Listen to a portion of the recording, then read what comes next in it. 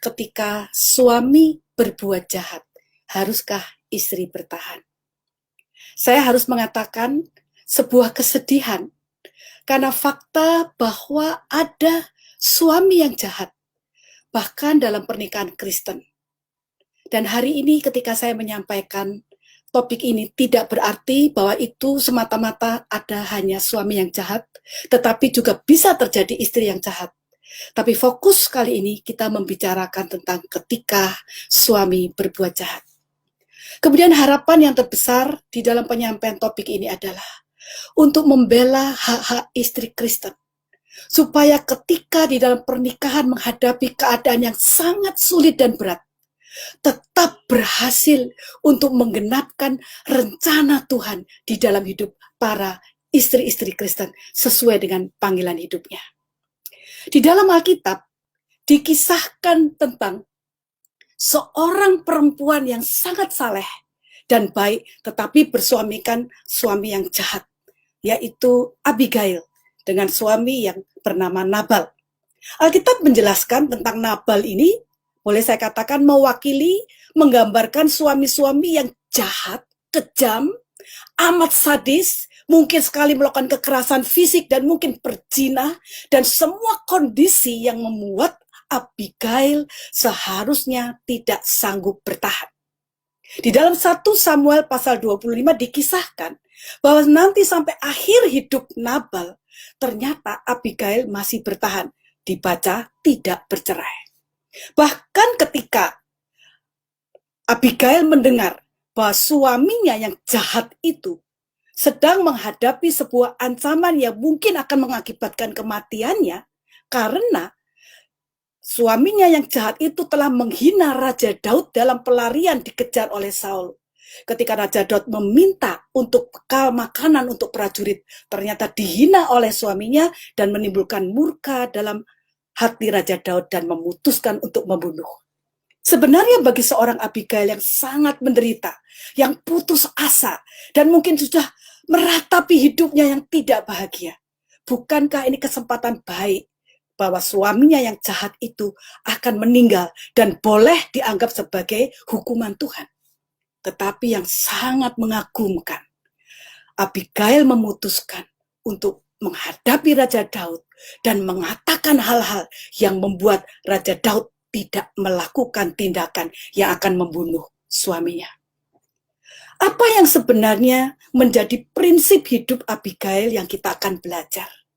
Dari percakapan Abigail dengan Raja Daud, di sana dinyatakan bagaimana Abigail adalah seorang yang sungguh-sungguh mengenal Tuhan. Di dalam apa yang ia ungkapkan kepada Raja Daud, Abigail mempercayai satu hal tentang Allah, bahwa Allah yang dia kenal dan Allah yang dia hidupi ketika dia menghadapi pernikahan yang penuh penderitaan, air mata, dan membuat dia bisa putus asa dan mungkin akan mengakhiri hidupnya sendiri.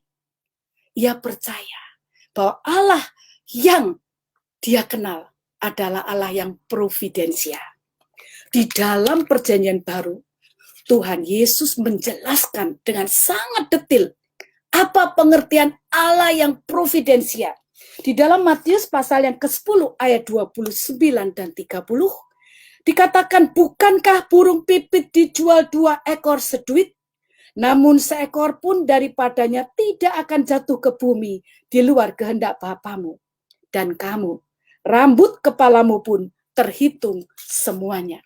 Hal yang sama dikatakan dalam Lukas 21 ayat 18, bahwa tanpa izin Tuhan tidak ada sehelai rambut pun jatuh.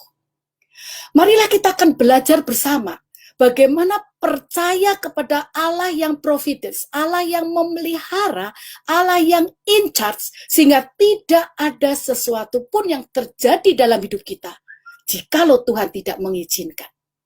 Ada beberapa prinsip yang akan kita pegang. Yang pertama, bahwa Abigail memutuskan bahwa ia menyerahkan hidupnya dan berlindung kepada Tuhan.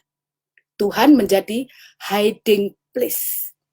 Ketika kita memikirkan hiding place, kita akan mengingat sesuatu ketentuan Tuhan di dalam perjanjian lama, yaitu disebutkan di dalam kitab Imamat dan di dalam Bilangan 35. bahwa ketika ada orang yang terancam hidupnya untuk dia bisa mati, maka Tuhan memerintahkan harus ada kota-kota perlindungan. Nah, hari ini kita akan belajar bagaimana Allah Providence itu bisa menjadi pengharapan dan kekuatan bagi para istri-istri Kristen ketika berhadapan dengan suami yang kejam, jahat, berkhianat, berzina, melakukan kekerasan fisik, dan seterusnya. Yang pertama, saya akan memberikan sebuah ilustrasi. Bertepatan dengan COVID ini ya. Kalau suami kita kena COVID, apa yang akan kita lakukan? Kita akan membawa suami ke rumah sakit. Dan setelah dinyatakan ya COVID, maka suami akan dirawat di rumah sakit. Dan kita pulang. Terjadi sebuah perpisahan antara istri dan suami. Apa yang memisahkan? Sakit. Yang mempunyai risiko terjadinya penularan yang bahkan bisa mengakibatkan kematian. Tapi bagaimana kalau kondisinya sakit jiwa? Suami yang sakit jiwa sampai bisa mengeluarkan kata-kata makian yang merendahkan martabat dan yang meruntuhkan dignity seorang perempuan yang diciptakan dalam gambar dan rupa Allah. Kemana tempat perlindungan? Kalau orang sakit fisik, perlindungannya ke rumah sakit. Itu yang Allah sediakan. Allah yang providensial menyediakan rumah sakit. Kalau sakit jiwa, sehingga menganiaya istri dengan menyakiti, bersikap sadis, kekerasan fisik, bahkan melakukan perzinahan, bermain perempuan, dan melakukan hal-hal yang sangat kejam kepada istrinya. Yang kita perhatikan di dalam masyarakat hari ini, sepertinya kalau sakit fisik itu sah pergi ke rumah sakit. Tapi kalau sakit jiwa, yang mengakibatkan tindakan-tindakan yang tidak manusiawi, bahkan mungkin lebih kejam dari seekor binatang terhadap istrinya, tidak ada sebuah jalan keluar yang terhormat seperti dibawa ke rumah sakit. Mengapa? Karena ketika istri mau membawa suami ke dokter jiwa, ke konselor, mau pergi ke psikiater, suami bisa menolak. Dan istri tidak berdaya. Lagi pula istri akan tertekan dengan perasaan kalau saya membawa ke pihak luar untuk kondisi suami yang berbuat jahat, itu akan membuka aib keluarga. Sehingga keputusannya adalah menyembunyikannya, membiarkannya, dan menghadapinya sendiri. Dalam hal ini, ada providensia Allah yang tidak dijalankan oleh keluarga-keluarga Kristen, khususnya istri. Karena apa? Karena gereja belum memberikan proses pembelajaran. Mari kita melihat hal yang kedua. Ketika pernikahan itu diberkati oleh pendeta di gereja, disaksikan jemaat, maka bukankah seharusnya ketika suami berkhianat, berzina, istri harus pergi ke tempat perlindungan, ke kota perlindungan. Siapa itu? Keluarga Allah. Pergi kepada pendeta. Supaya pendeta memanggil saksi-saksi, para rohaniwan, untuk, dalam tanda petik, menghakimi seorang suami yang telah mengkhianati janji pernikahan. Dan itu yang menjadi alasan mengapa pernikahan diteguhkan di depan jemaat. Tetapi mengapa ketika seorang istri mendapatkan perlakuan kejahatan suami yang berzina, yang mengkhianati pernikahan, gereja tidak melakukan hal-hal yang bermakna untuk menggambarkan the providence of God. Di mana gereja mempunyai wewenang untuk memberikan disiplin rohani, membuat seorang suami sadar dan bertobat. Dan kalau COVID itu membuat suami bisa dipisahkan dengan istrinya, rumah sakit dan rumah, seharusnya ada kota perlindungan, ada tempat perlindungan, ada rumah perlindungan untuk para istri ketika harus berhadapan-hadapan dengan tindakan-tindakan kekejaman yang bisa membahayakan kehidupan istri sampai kemungkinan akan mendatangkan ancaman kematian. Tempat perlindungan bagi istri-istri yang menghadapi suami yang jahat itu tidak disediakan oleh komunitas orang percaya pada zaman modern. Dan inilah yang menyebabkan ketika tidak ada tempat perlindungan, istrinya harus berjuang sendiri. Bahkan keluarga inti seringkali tidak bisa terlibat dengan alasan itu rumah tangga orang lain. Kita tidak bisa terlibat. Jadi ada hal-hal yang sedang terjadi dalam keluarga Kristen yang menyebabkan istri-istri tidak punya solusi untuk lari ke rumah perlindungan, tempat perlindungan. Dalam hal ini itu adalah cara Tuhan memberikan perlindungan. Termasuk ketika istri mengalami kekerasan fisik, Tuhan menyediakan rumah perlindungan. Apa itu? Pemerintah. Bahwa kalau orang melakukan kekerasan fisik dan dia bukan suami, dia bisa masuk penjara. Tetapi karena mengapa kalau suami, seorang istri tidak boleh datang meminta perlindungan hukum? Tentu saja dimulai dengan meminta perlindungan hukum ke gereja. Gereja perlu punya tim ahli hukum, tim ahli untuk menolong masalah kejiwaan, tim ahli untuk menolong masalah-masalah mental dan moral. Apa yang seharusnya diterjemahkan oleh gereja sebagai rumah perlindungan, rumah hiding place untuk istri-istri yang mengalami kejahatan dari suami tidak tersedia. Dan inilah yang menyebabkan mengapa akhirnya banyak keluarga Kristen berakhir dengan perceraian yang seharusnya tidak perlu terjadi. Apa yang sementara ini memasung, memenjarakan seorang istri yang menderita harus berjuang sendiri, mencari jalan keluar sendiri. Ini saatnya ketika seorang istri yang telah ditebus oleh Kristus, yang mempunyai panggilan untuk memenuhi panggilan Allah dalam hidupnya, dan ketika menghadapi pernikahan yang membuat dia tidak bisa menghidupi panggilan Allah, membuat dia tidak bisa menikmati the providence of God, bukankah prinsip Alkitab mengajarkan kepada kita hal yang harus dilakukan oleh keluarga inti dan keluarga ilahi? Ada beberapa hal praktis yang bisa dilakukan. Yang pertama, ketika seorang istri berhadapan-hadapan dengan suami yang betul-betul kategorinya, seperti yang sudah saya jelaskan tadi, kejahatan-kejahatan yang tidak bisa diselesaikan kecuali istrinya berlindung di dalam hiding place yang Tuhan siapkan di dalam kehidupan bergereja dan bermasyarakat, maka yang pertama, istri harus percaya. Istri mempunyai hak untuk melakukan tindakan melindungi dirinya dalam providence of God. Langkah pertama, datang pada keluarga inti untuk meminta nasihat dan keluarga inti memberikan support. Kedua, datang pada keluarga Allah ketika support dari keluarga inti tidak cukup untuk melindungi dirinya. Dan gereja harus memprovide, menyediakan rumah perlindungan dan tempat perlindungan, di mana urusan ini diselesaikan dengan penuh tanggung jawab dan totalitas. Dan ketika itu dilakukan dengan sangat profesional, sebagai perwujudan the providence of God, pemeliharaan Allah di dalam kehidupan keluarga-keluarga Kristen yang mengalami kesulitan besar.